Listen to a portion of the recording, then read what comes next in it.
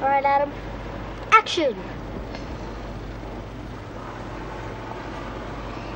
Now, this is one of them crayfishes that we caught on the wharf. He's a little bit mad. And the first thing I'm going to do is measure how long it is. I'll just put it over here. Ooh, not too fast. My two sons, Dean and Adam, are only 10 and 6 years old. They want to become marine biologists and filmmakers. Perhaps they've already crammed more adventures into their young lives than most adults experience in a lifetime. Most of their adventures, though, have been without choice. They've had to tag along with Lynn and me on our own filming expeditions around Australia. But the outcome of these numerous trips is their avid interest in biology and photography. Now they want to do their own thing, and being young, this means a variety of activities. Otherwise, like all kids, they get bored. So one day, they're studying specimens they've collected from a billabong. The next, searching for bush tucker in the rainforest. Or they join us on our diving expeditions on the Great Barrier Reef, explore shipwrecks, or goof off and be just boys. This is their story. Two kids being dragged along on adult expeditions and becoming the young adventurers.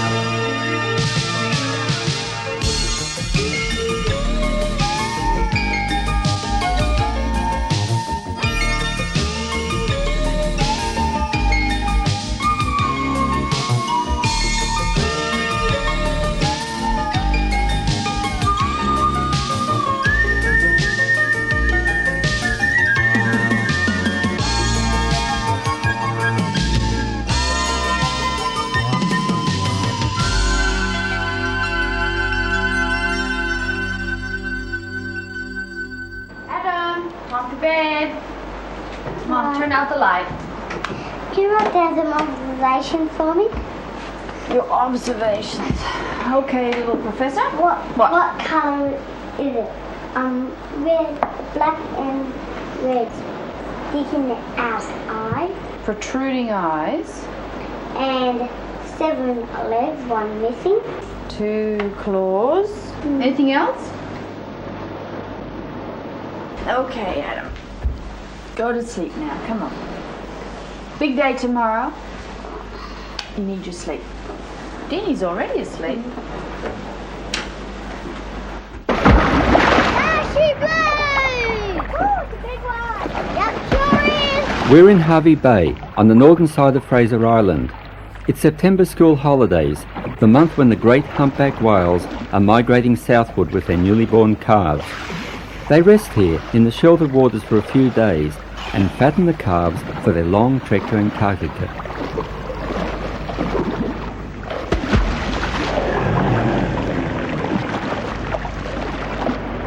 Carl Jesenowski, a friend of the family and marine biologist, has joined us. My kids are intrigued by these enormous creatures and share in Carl's excitement. The whale's here! He's coming up, he's coming up.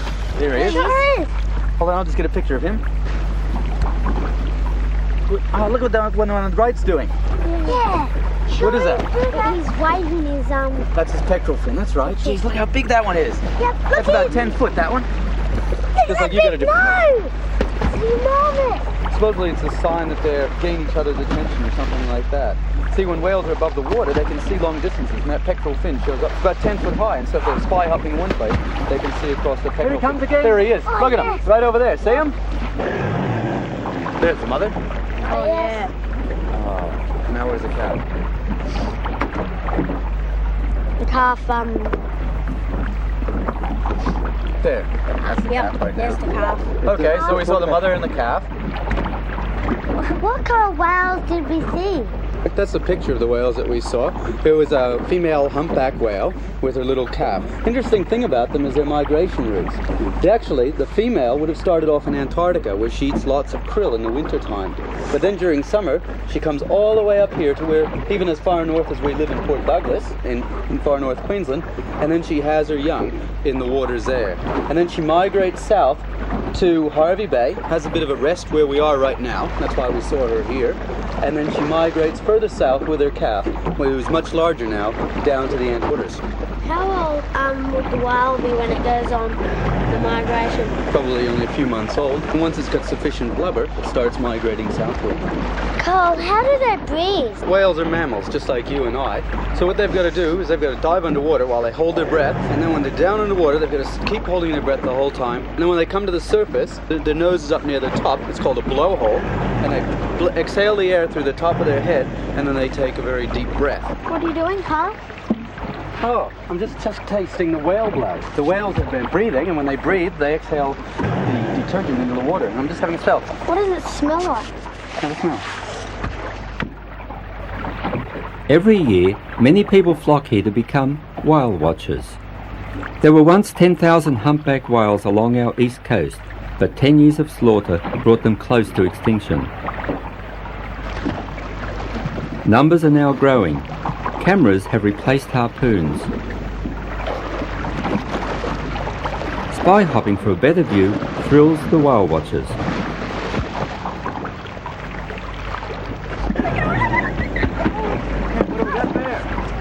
I think a humpback. There were 3 of them though, weren't there? Okay, there they are right here. Look at his white pectoral fins. Oh no, that's it. Whoa! Whoa! He's big. Look at the white spots. Look at him. That's just from the head. Let's go the other side. Maybe that's on the boat.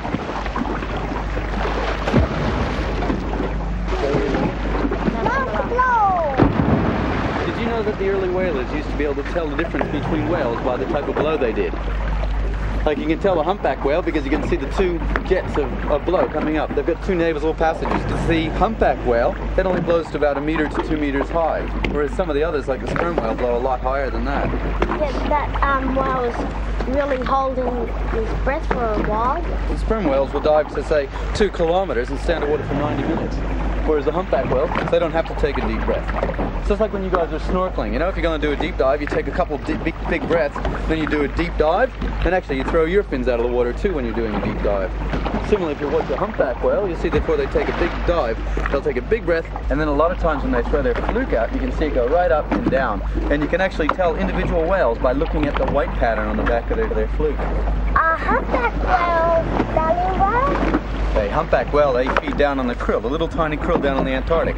And so they need to have these long plates, like you're saying, the baleen plates for filtering out the krill.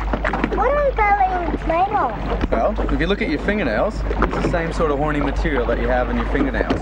It's called keratin, and you find it in fingernails, and cows have them on their horns, that sort of stuff. In the old days, they used to call it whale bone, but it really isn't a bone at all. Hey, look, Adam, look what I found. It's an old patch of mine. It's a dolphin-shaped one. Might help you see the whales better. Take a look and see what you can see. Much better than one eye.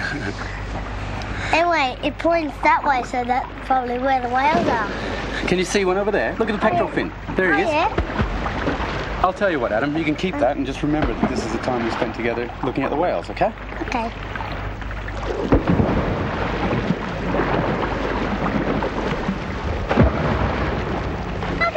The sea churns as a school of dolphins feed on bonito. Forever interested in play, they soon desert their lunch and rush to frolic on our bow wave. Dolphin! He's right down here! Oh! Adult whales do not feed while on migration, but a 2-ton baby suckles an enormous amount of milk, about 600 litres a day. Mum, can we do some sound of the whales? Yeah, I think we could. Let me have this. We'll just hook this up so you can hear it. And you listen. We'll stick it down in the water. See if the whales are singing. Yeah. the squeaks and he's clicking. he's squeaking and then clicking and then doing these big. It's the whale song. That one just sounded like Star Wars, something from Star Wars.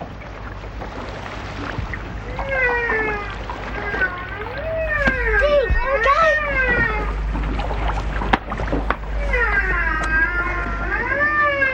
Excellent! More whale action coming up next on The Young Adventurers.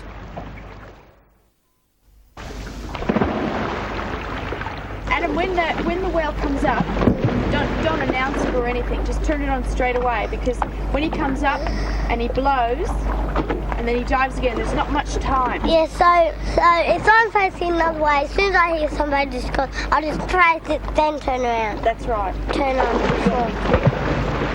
Adam, Okay. Cinco whales hopping out of the water.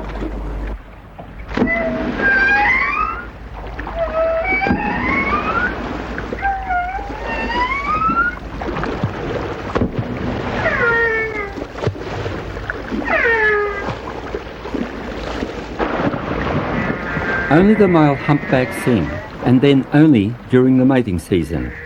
The songs are composed of themes repeated over and over and change slightly from season to season. It's believed the male sings to advertise his strength and presence to the female.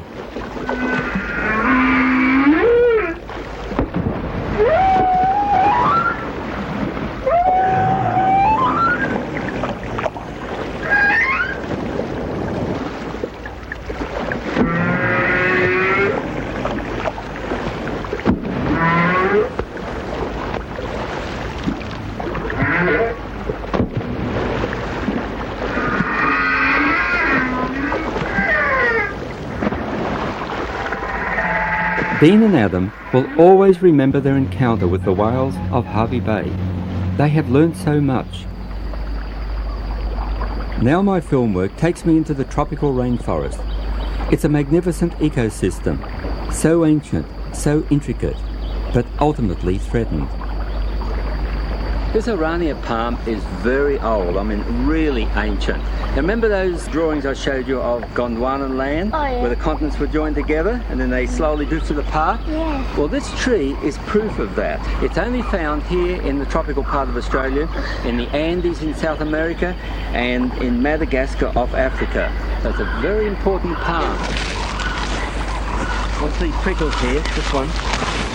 Kids, Yeah?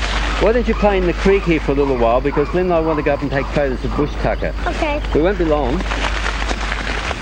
Have fun.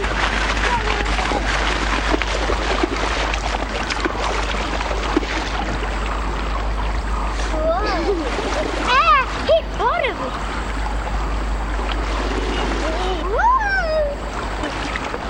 This is cool. Look at these nuts. Look, you can blow these and they'll whistle. Oh, look, I found one. It's got two holes, one to tune and one to blow in it. Let me have a try, Adam. You tune a song or something. I've taught the boys what they can safely eat, but with some bush tucker, you have to be awfully hungry. Dad said these are okay to eat. There's hundreds of them on that tree. But Dad said these are called figs. I've got one.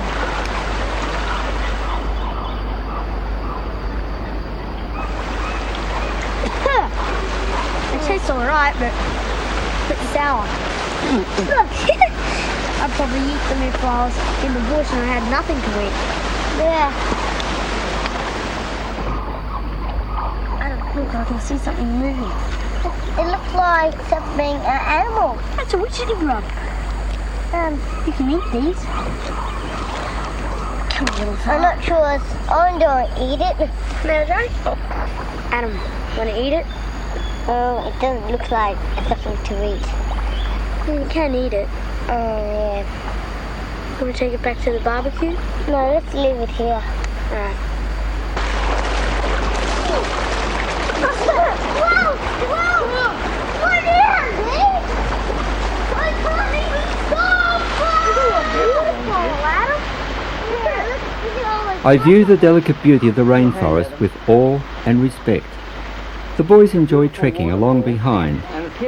I hope that as they grow older, they will share my appreciation and love of nature, which continues to captivate me after 30 years of filmmaking. I got leech, Adam. Right between my two toes. Oh, yuck. Being leeched, as they call it, becomes a game.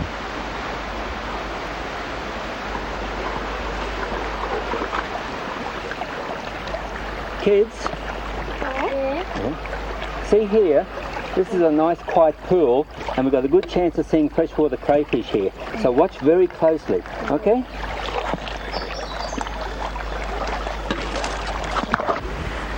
Adam, come on, let's catch him. Got him?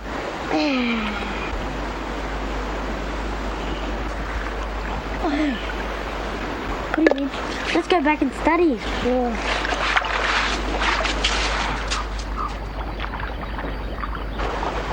Adam, look, there's a platypus. Let's catch him. No, they're protected. I've read in one of my science books they have venomous claws that poison you. Yeah, that's bad. Oh, look how he goes. Yeah, and guess what?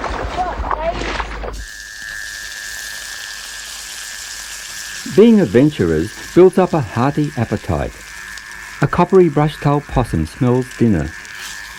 Several tame possums live around this campfire area and they're accustomed to people.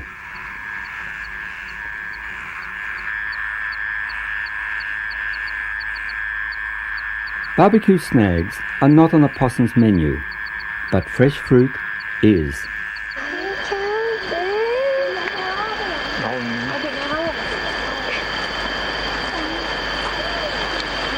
Really soft and fluffy. Watch out, it'll bite you. Yeah, it's really soft. Oh, I've got another great sharp claw. Ah! Bumped my finger a lot. Good. Yummy, yummy.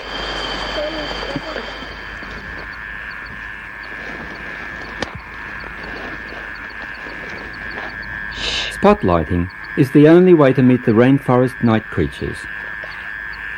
The prehensile tail provides a firm grip, but the possum's future hangs in the balance while we continue to log these forests.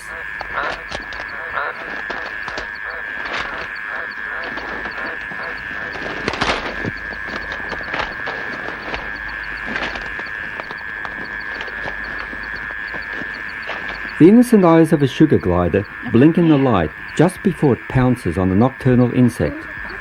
Sugar glider. In search of food, it simply leaps and glides across the forest canopy. Good munch.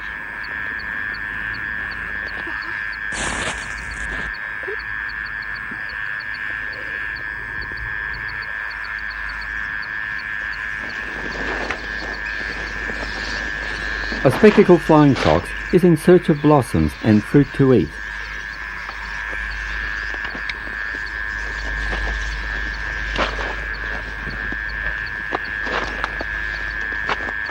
Here's a cuddly pair. The possum's friendly approach is teaching her baby to trust us humans. Our children are learning to value that trust.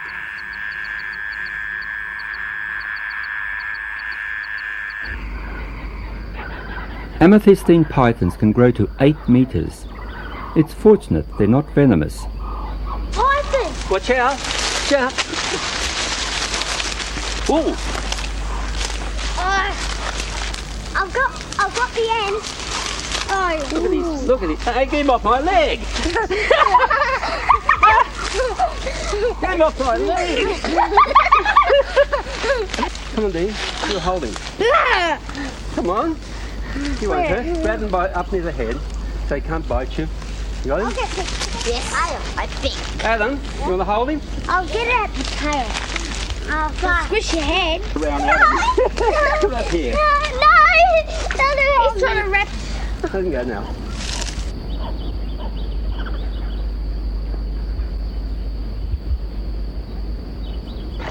Young boys do not warm toward big pythons, but giant tadpoles are irresistible.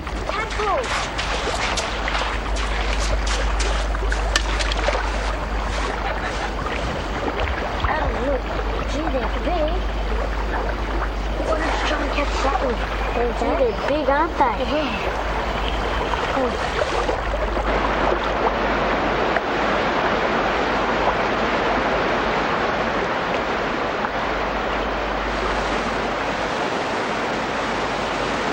Thunder's in there. I got one. No, I've got 3. Shooters. You're lucky today. Yeah, I'll get them all. Well,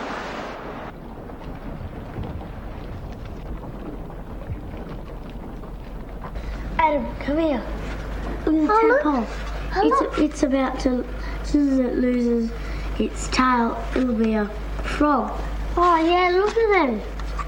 They're nearly, that one's the closest to a frog. I think it's going to be a rocket frog. Northern Bard. On Safari in Africa is coming up next for the young adventurers. The brown African landscape is in a contrast to the blues and greens we are familiar with at home. We're on safari in Tanzania, home of the proud Maasai people. It's market day. That looks about your size.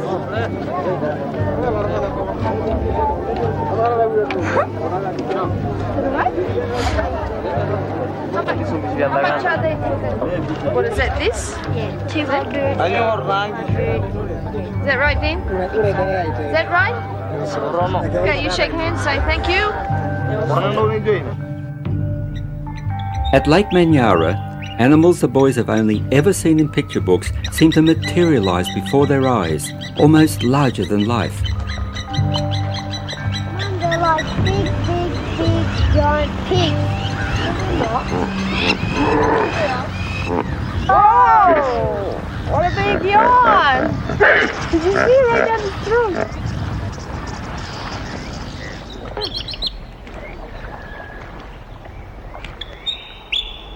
Tanzania has set aside a quarter of its land for the wild animals, boasting Africa's biggest wildlife reserve.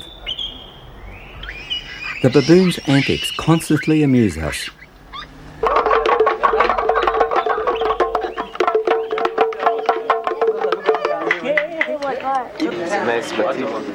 Is that your My brother.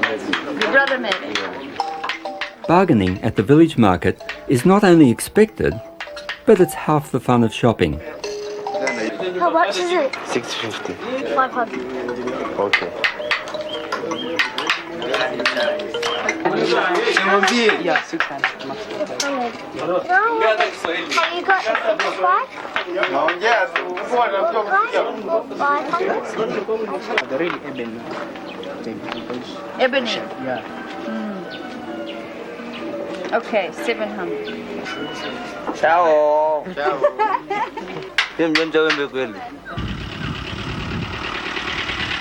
We feel chilled from the mist, 3,000 metres high, as we wind our way up towards Ngorongoro crater. Occasionally we have to contend with a massive roadblock. That's a great shot, Dean.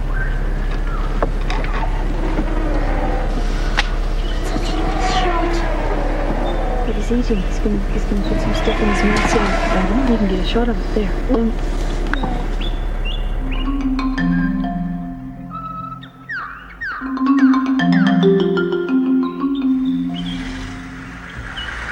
Ngorongoro crater is a phenomenal splendour. An amphitheatre 600 metres deep and 16 kilometres across. In this giant bowl lives Africa's greatest concentration of wild animals. We are greeted by herds of zebra and wild beast and thousands of flamingos.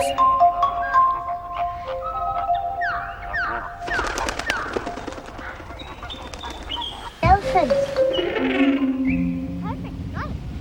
Remember what they call them in Swahili? Tambo. See the big tusks of ivory? That's why people used to shoot them. What are they? The tusks. I don't know. There's a rhino. The big heavy. Poachers have reduced the rhino population to under 100. They are on the brink of extinction.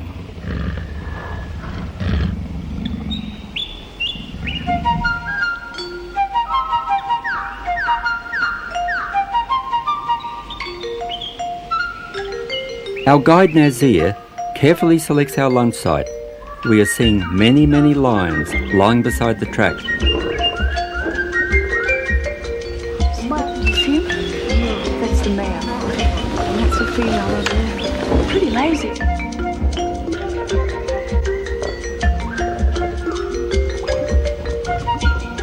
A magnificent pair of cheetahs is our introduction to the Serengeti.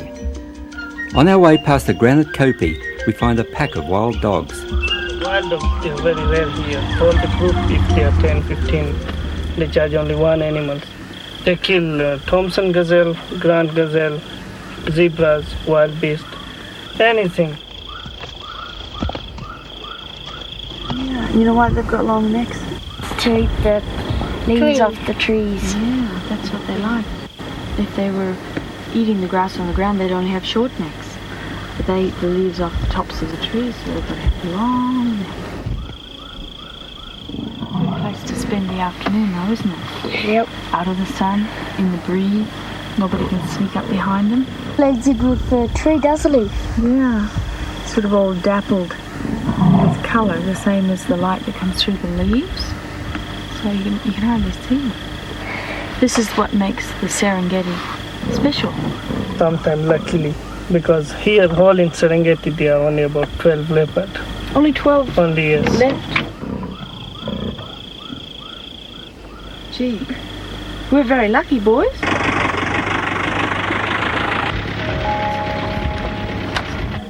It's been a long, tiring day, but Dean and Adam's excitement continues as we relive the day's encounters. The vast Serengeti plain has still more to reveal. Next on The Young Adventurers.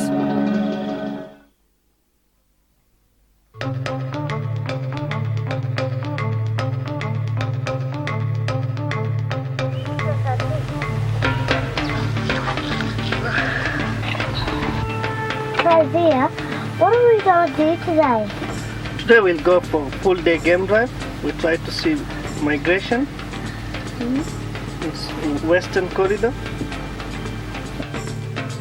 Still, are they mating or fighting? What's No, they want to do territorial. their territory? Yes. Why do the wild beast run into the water and have a drink and then quickly run out again? Because they're afraid of lion, you know. Because lion, when they want to hunt, they're coming very close to the water when they're coming to drink. The vultures follow the migration, preying on the weak as they fall behind. Oh, they're squabbling over their breakfast. More like morning tea. I wonder what it is. It looks like a baby wild beast. Yeah.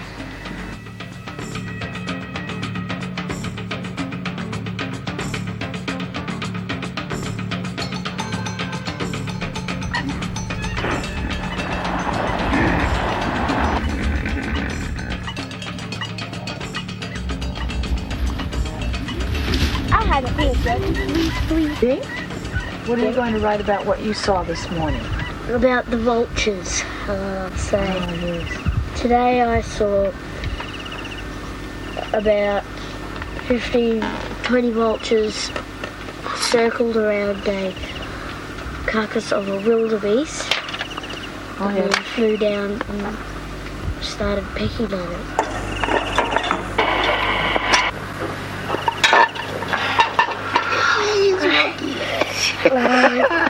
What?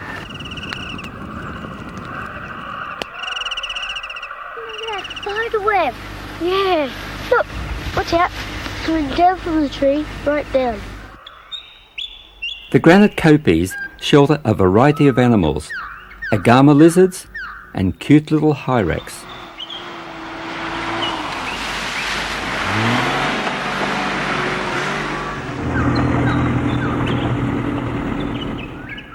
The king of the beasts and his harem doze in the afternoon sun. Nazir scouts the next copy very thoroughly before the boys are allowed to climb up to a magical, musical rock. Hey, Penny. Nazir, who made these paintings on the rock? This painting, the Maasai, when they are pinching cattle somewhere, so they're coming here for rest, for one night maybe, then they just painted this. So they slept in the rock? Yeah, here in this. And they had their cattle just around? They just hide it here. All right. Yes. This can look like somebody's been here. Look, a footprint. That's my footprint, Neil.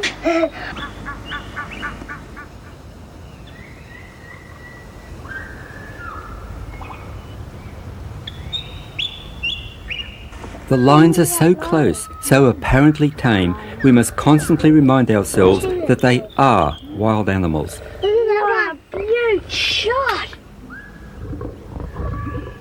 See the warthogs? They're smelling the air. Can they smell the lion, Nazir? Yes, they smell. So they can smell the lion. There they go.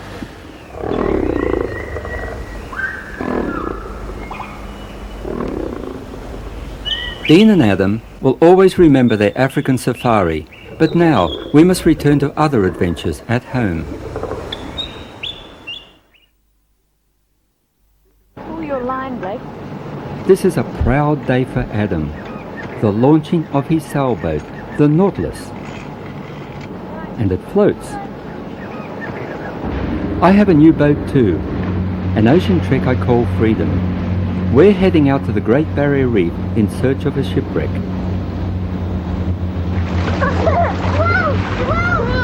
What is it? I can't even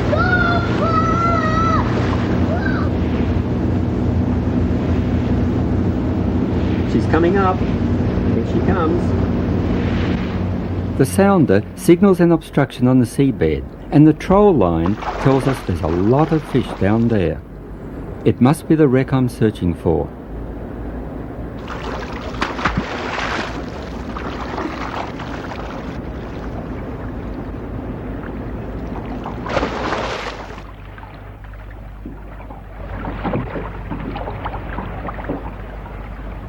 Lynn, 1 minute past 12, could you write down?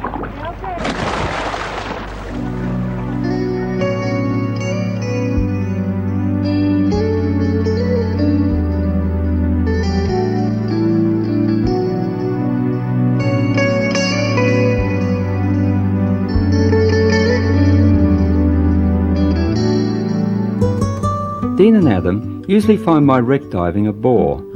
They are too young to scuba dive and enjoy the thrill of exploring a wreck and photographing the swarming fish. But wrecks are also incredible fishing spots, so the boys have no trouble amusing themselves. Watch out.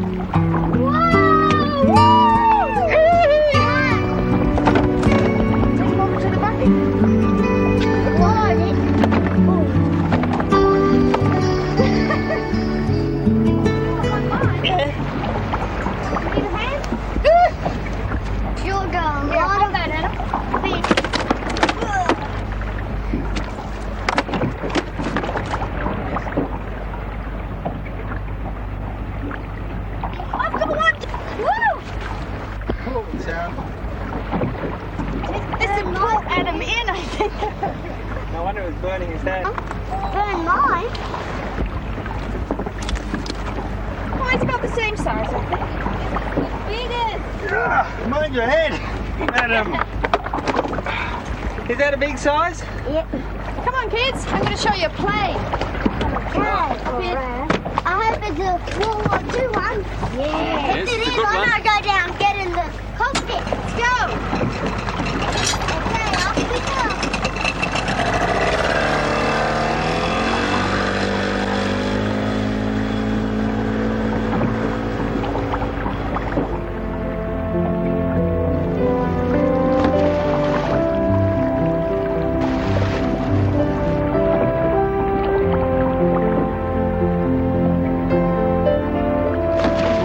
A Vulcan Vengeance submarine spotter, ditched here in World War II.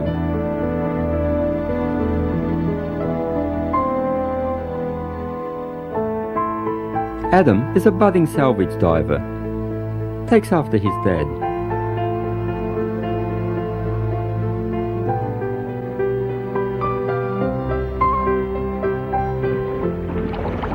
You follow above us, won't you? So we keep an eye on you.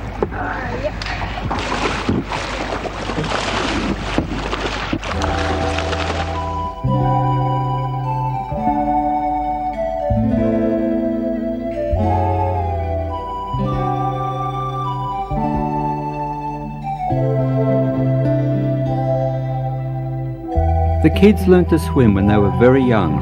They had to. We live on the Shipwreck Museum Wharf over the water. Their playground is the Great Barrier Reef. It's where my film work takes us most of the time.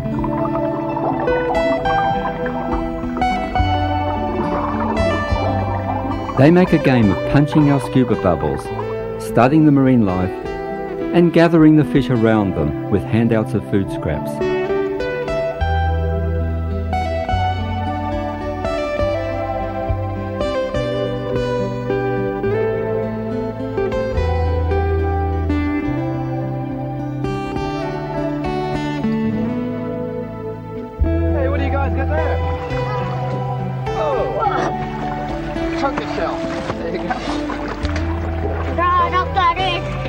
What did you bring him here for? I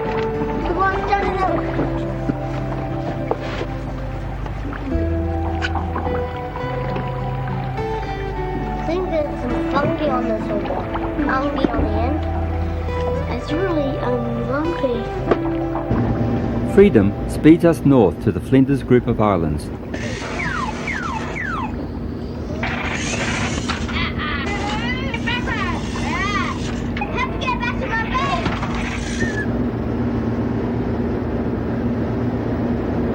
See this here, kids? We're running down the channel between Flinders Island and Stanley Island, and there's some very good Aboriginal cave paintings there.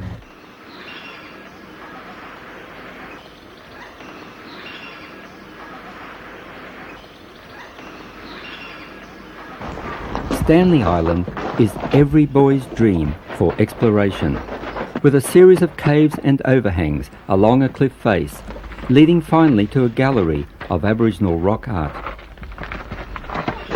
Here's some paintings. Looks like a ship from the early 70s. And there's boomerang. Yeah.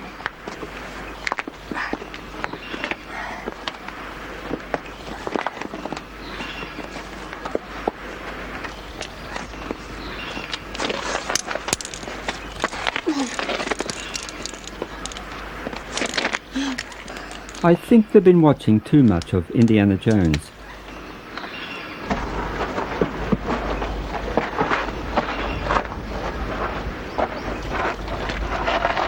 Aboriginal history and wildlife is recorded on rock, as is their first encounter with the white man. There's a ship, and that must be a bird. And I wonder what that is. Yeah, maybe seaweed. No, probably. That looks a bit like a, lobster. That looks like a crocodile. Yeah, that right there. That's probably a turtle. Yeah. And a bird's foot. Look at that. There's a bird's foot too. It's been a hot day, so we pop into the local shop for a cold drink. Hi, how are you? Can I have 2 lemonades? Yes, $4. No worries.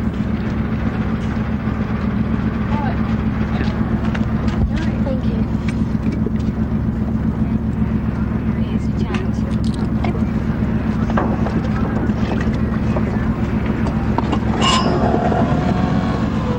Now let's see what's available at the local seafood market. I reckon we'll get some crabs here.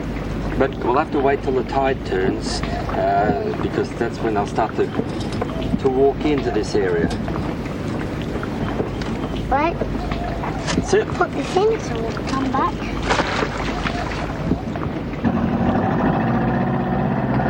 Off to the mangrove glades to explore the unique home of the mud crab.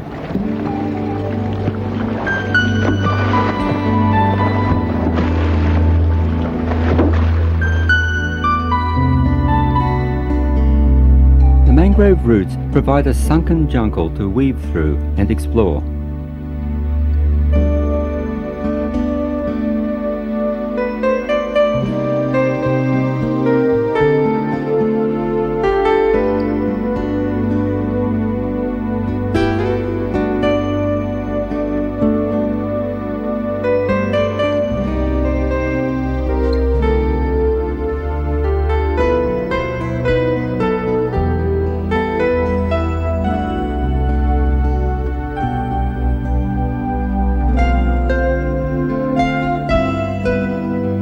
No matter where they go, the boys discover little treasures and amuse themselves.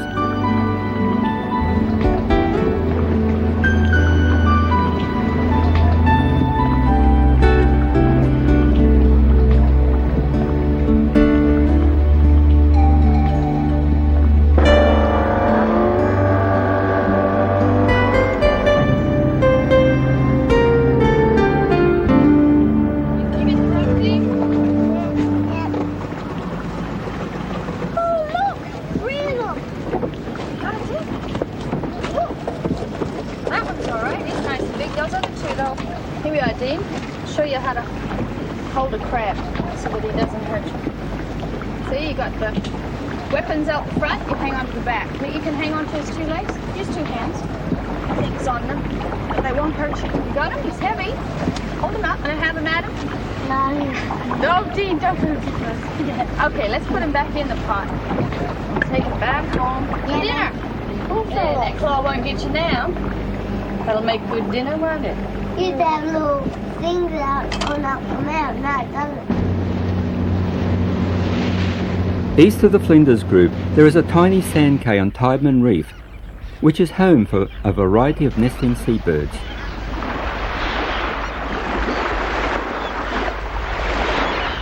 A newly born gannet chick snuggles under the only shade on the island. Dean and Adam brave the gauntlet of Bindi-eye prickles to say g'day to the baby chicks.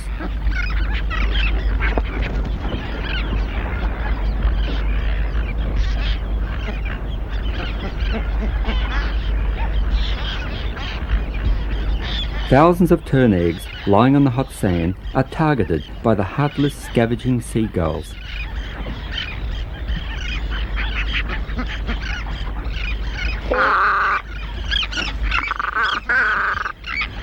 A family squabble distracts attention long enough for a waiting seagull to steal an unattended egg. Inspired by these tracks, Dean mimics the turtle's return to the water.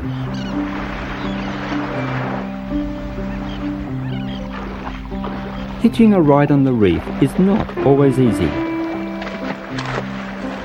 A manta board is the best choice to cruise over the crystal clear shallows. Okay.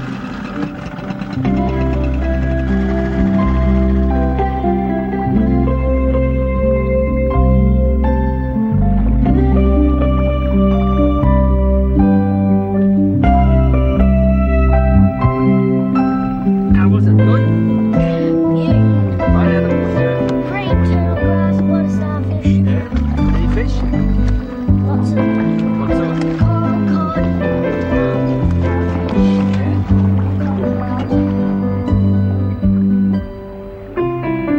The boys have an opportunity to meet sharks.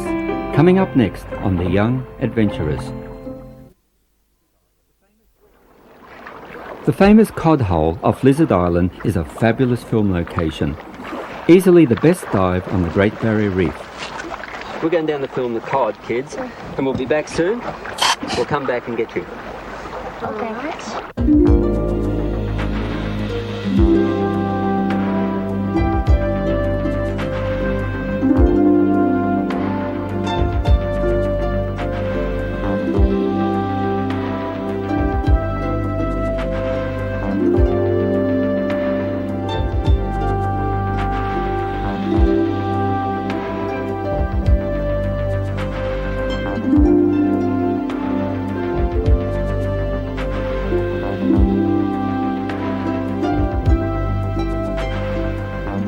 Moray eels always turn on the action.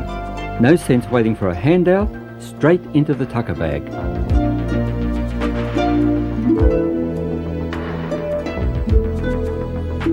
Our filming is over, so now it's the boys' turn to feed the fish.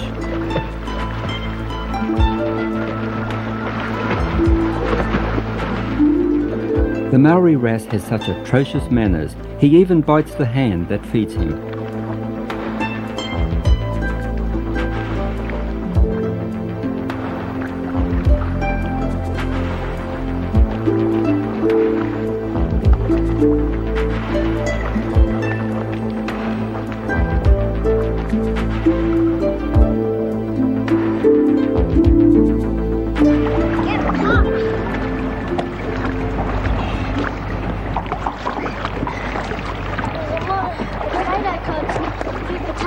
Down there.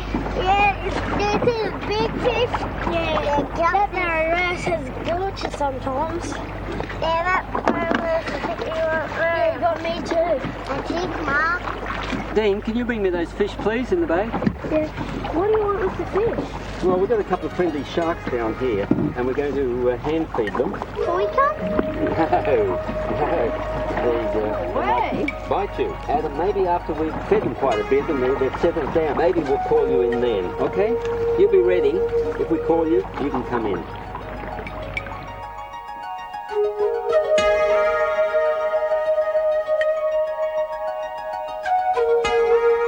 The reef sharks are almost full. They're quietening down now.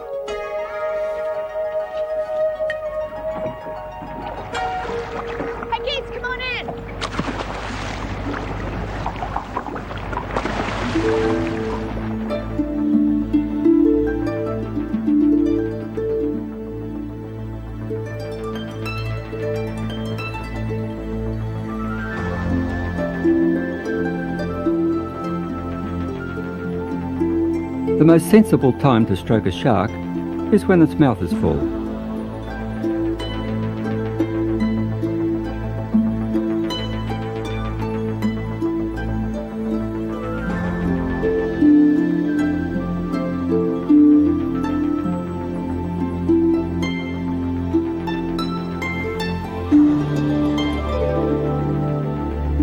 I do not consider reef sharks dangerous. They are more like dogs yapping at our heels. Dean and Adam have been very lucky to have joined us on so many of our expeditions. Every time we return to the reef or to the rainforest, it is a brand new experience of discovery and wonder for them and for us. Hopefully, the love and appreciation of nature they have now will mature to become a respect and dedication that may even develop into a life's work for the young adventurers.